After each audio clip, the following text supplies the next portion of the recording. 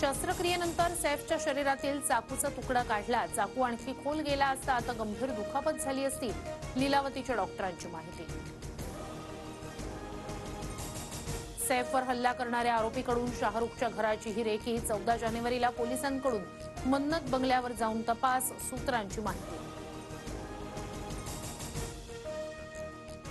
नांदेडचं पालकमंत्रीपद मुंडे बंधू भगिनींपैकी एकाला देण्याची चर्चा. मुंडे बंधू भगिनीला नांदेडचं पालकमंत्रीपद देण्यास सकल मराठा समाजाचा विरोध.